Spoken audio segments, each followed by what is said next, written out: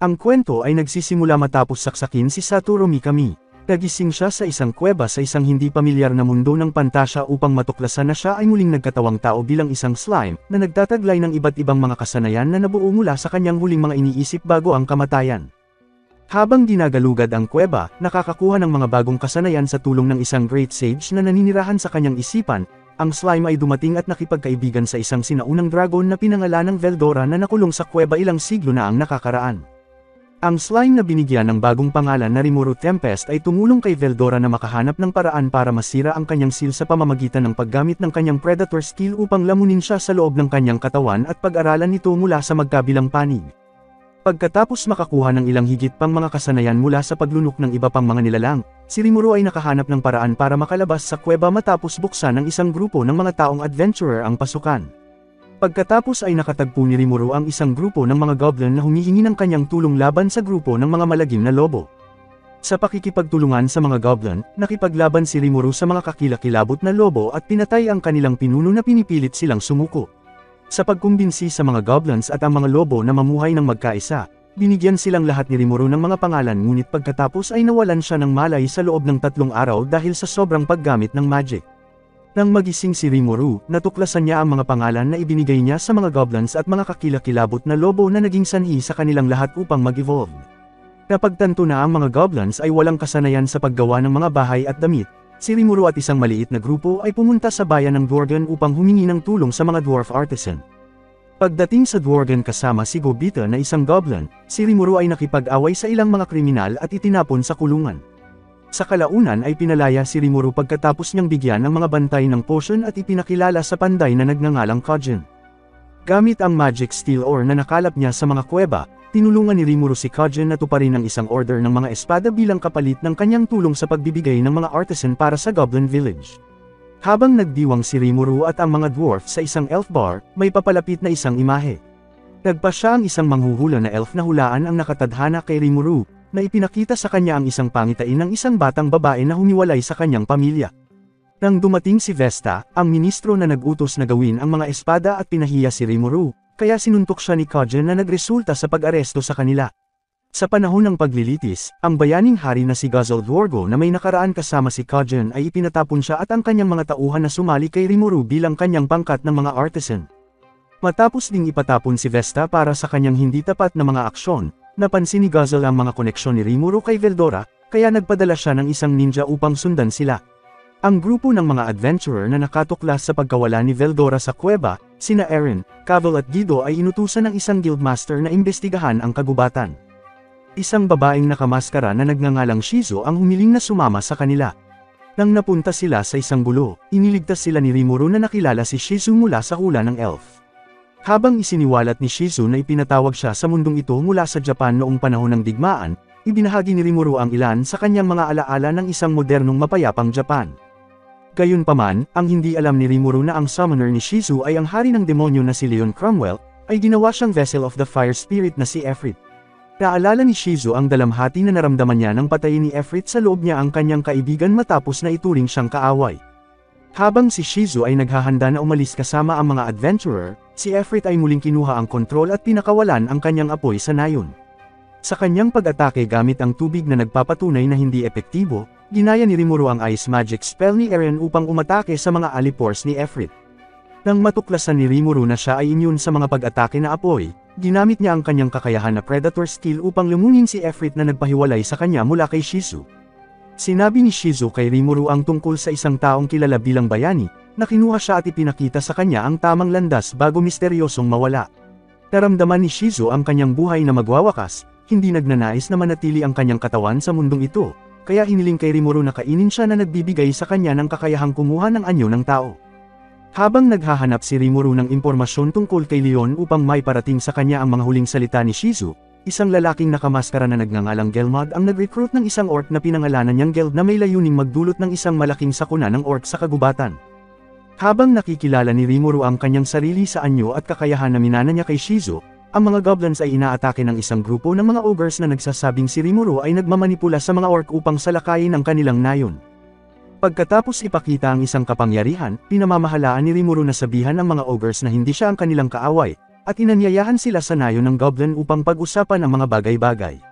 Nang malaman na ang mga orc na sumalakay sa Ogre Village ay pinamumunuan ng isang nakamaskara na Magian, iminungkahi ni Rimuru na sumali ang mga ogres sa kanya bilang kanyang mga subordinate. Pagsang-ayon sa isang pansamantalang alyansa hanggang sa matalo ang mga orc, pinangalanan ni Rimuru ang mga ogres ng Benimaru, Shuna, Shiyun, Hakuro, Sowi, at Korobi, na nag-evolve sa mga Kijin. Samantala, ang pinuno ng mga lizardmen na nakaramdam ng isang orc lord na kumokontrol sa libu-libong orc na papunta sa kanila, ipinadala ang kanyang anak na si Gabiroe upang humingi ng tulong sa mga goblin. Ilang araw na ang nakalipas mula noong sumali si Benimaru at ang iba pang mga ogres kay Rimuru. Dumating si Gabiroe sa nayo ni Rimuru upang subukan at kunin ang lahat na maglingkod sa ilalim niya para labanan ang mga orc. Si Gobita ay ipinadala sa duel laban kay Gabiroe na tinalo niya ng mabilis gamit ang mga kasanayang natutunan niya at pinilit ang mga lizardmen na umatras. Nang maglaon, nilapitan si Rimuru ng isang dryad na nagngangalang trainee na humiling sa kanya na talunin ang Orc Lord. Ipinaliwanag ni trainee na ang Orc Lord ay gumamit ng kakaibang kasanayan para magutom ang mga orc na nagdulot sa kanila ng patuloy na pagnanasa ng kabuhayan, pag-aalipusta, at kahit ang pagkain sa kanilang sarili upang makakuha ng higit na kapangyarihan.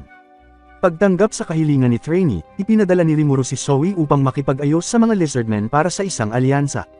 Habang hinihimok ng pinuno ang kanyang mga sundalo na huwag umatake sa mga orc habang hindi pa dumadating ang grupo ni Rimuru, si Gabiroe na naimpluwensyahan sa mga salita ng mensahero ni Gelmod na sila Plus, ay hinagawang posisyon ng pinuno at pinamunuan ang mga lizardmen sa direktang pag-atake sa mga orc na hindi alam ang tunay na kapangyarihan ng Orc Lord.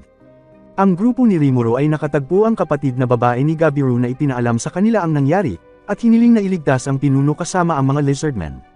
Samantala, natagpuan ni Gabiroe at ng kanyang mga kasama ang kanilang sarili na na-corner matapos kainin ng mga orc ang isa sa kanilang mga sundalo at makuha ang kanilang mga kapangyarihan. Habang nakita ni trainee sina Gelmod at Laplas na pinipilit silang umalis sa kagubatan, nakipaglaban si Gabiroe laban sa Orc General at nailigtas siya sa pagdating ng grupo ni Rimuru.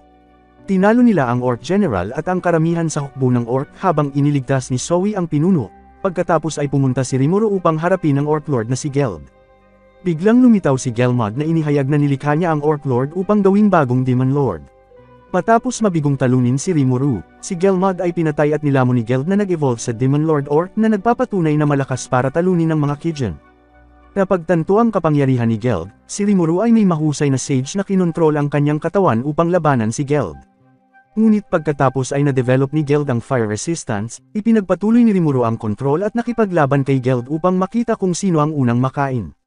Nang malaman na si Geld ay naghahanap ng pagkain upang alisin ang famine na nakakaapekto sa kanyang mga tao bago siya manipulahin ni Gelmod, nilamon ni Rimuru ang kanyang mga kasalanan kasama ang kanyang katawan.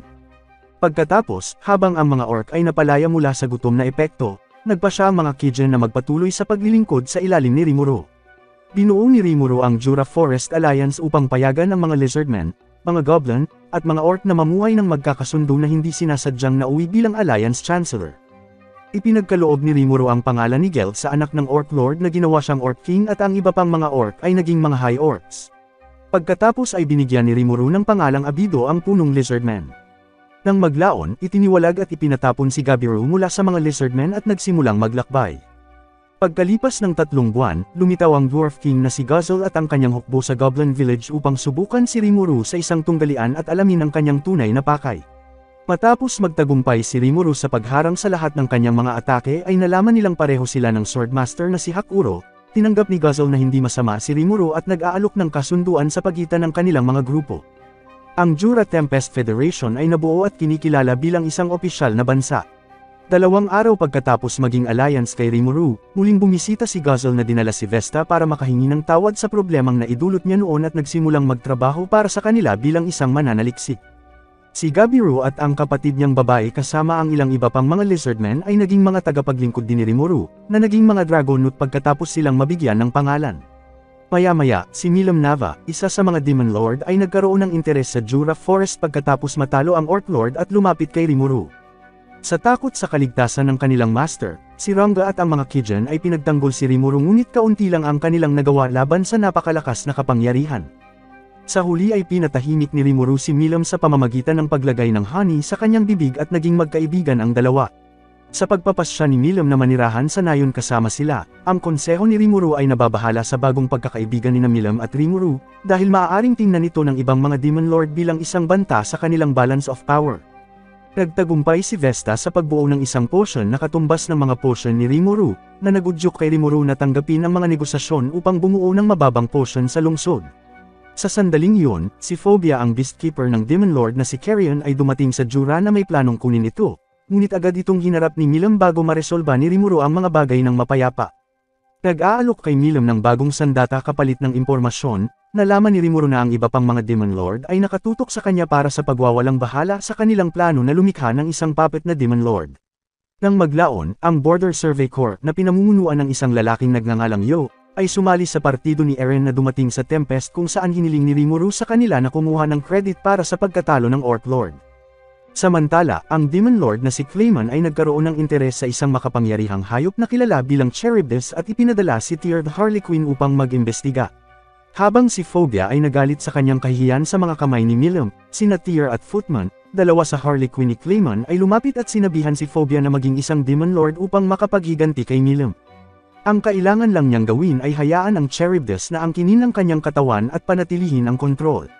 Sinira ni Phobia ang seal ng Charybdis, pagkatapos ay ipinahayag ni Tyr na nasa ilalim siya ng utos na buhayin si Charybdis at ipadala ito para kay Milam. Ang kapatid ni Trainee na si Tria ay nagbabala kay Rimuru sa pagdating. Ipinanganak mula sa ulap ng mga magic cool ni Veldora, si Charybdis ang walang isip na pinuno ng kalangitan na nakatuon lamang sa destruction. Nagpatawag ito ng 13 Megalodon mula sa Spirit World upang tumulong sa pagnangalit at ito ay papunta sa Jura. Naghanda si Rimuru at ang mga alliance para sa labanan. Tinulungan ng 100 kabalyero ng Pegasus mula sa Dworgen, winasak ng mga puwersa ni Rimuru ang mga Megalodon at tinangka nilang sirain ang Charybdis sa isang full-scale attack ngunit nabigo. Nakipaglaban si Rimuru sa Charybdis para lamang matuklasan na naposes nito si Phobia at ang tunay na target nito ay si Milam. Sa kahilingan ni Rimuru, natalo ni Milam ang Charybdis habang iniligtas ang buhay ni Phobia. Pagkatapos ng labanan, humingi ng paumanhin si Phobia para sa lahat ng kanyang problemang naidulot at ang kanyang master ang Demon Lord na si Carrion ay nagtatag ng kasunduan na hindi aatake sa kanila. Sa wakas ay natuklasan ni Rimuru at ng iba pa na ang lahat ng problemang kinaharap nila kamakailan ay sanhi ng mga Harley Quinn ni Clayman. Ipinagdiriwang ng lungsod ang tagumpay nito sa pamamagitan ng pagkain sa Megalodon. Nang gabing iyon ay nanaginip si Rimuru tungkol sa panghihinayang ni Shizu sa hindi niya pagtulong sa kanyang mga estudyante, 5 bata na dinala sa mundong ito. Pumunta si Rimuru sa Kingdom of Ingrassia kasama si Rango para makita sila. Doon niya nakilala si Yuki Kaguyasawa, ang Grandmaster na namamahala sa mga bata na isang teenager. Inayos ni Yuki na turuan ni Rimuru ang mga estudyante ni Shizu, ngunit binalaan siya na ang dalawa sa kanila ay mga worlder na pumunta dito na sinadyang ipatawag ang mga bata upang maging sandata para sa summoner. Mayroon silang napakaraming enerhiya sa kanilang mga batang katawan na naging dahilan para patayin sa loob ng 5 taon. Nangako si Rimuru na susundin ang hiling ni Shizu at gagawa ng paraan para iligtas sila. Ang mga estudyante ni Shizu ay hindi nagpapakita ng labis na paggalang kay Rimuru, kaya nagpasya siyang ipakita sa kanila ang pagkakaiba ng kanilang kakayahan sa isang laban. Gumagamit si Kenya ng Fire Magic, si Chloe ay Water Magic, si Gale ay Fire Magic Bullet, si Ryota ay gumagamit ng Body Enhancement, at si Alice ay gumagamit ng puppetry para kontrolin ang mga laruan para umatake. Natalo sila at tinanggap siya bilang kanilang guro. Si Rimuru ay bumisita kay Trainee, sa paniniwalang ang mga bata ay mabubuhay kung sumanib ang mga nakatataas na espiritu, dahil si Shizu ay ipinatawag noong bata pa lamang at nabuhay hanggang sa pagtanda na posibleng dahil kay Efrit. Itinuro ni Trainee ang tirahan ng mga espiritu, ngunit ang Queen of the Spirit na minsang nagsilbi ay namatay na, hanggang sa nawala ang kanilang koneksyon at hindi na nila alam ang pasukan. Habang nasa picnic kasama ang mga estudyante, nakakita sila ng Sky Dragon na papunta sa kabisera, at inatake ito ni Rimuru pagkatapos ay kinain. Inimbitahan sila ni Mjolnir sa isang hapunan. Alam ni Mjolnir kung sino si Rimuru, at inanyayahan siya ni Rimuru na pumunta sa Jura upang tulungan silang ibenta ang kanilang mga paninda. Hiniling ng katulong ni Mjolnir sa Queen of the Spirit na protektahan ang mga bata pagkatapos ng hapunan. Sinabi niya kay Rimuru na nagmula siya sa isang nayon malapit sa tirahan ng mga espiritu. Si Rimuru, si Ranga at ang mga bata ay tumungo sa kinaroroonan nito. Sila ay pumasok sa tirahan ng mga espiritu, at isang espiritu sa pagbukas ng labyrinth ang nakikipaglaban sa kanila gamit ang isang higanting bakal na golem upang subukan sila. Bagamat mabilis itong sinunog ni Rimuru, at ipinakilala ng labyrinth spirit ang kanyang sarili bilang si Ramirez, isa sa 10 Demon Lord at dahil siya ay maliit walang naniniwala sa kanya. Ipinaliwanag niyang si Leon ang nagpatawag kay Shizu, ang dating bayani at naging isang Demon Lord.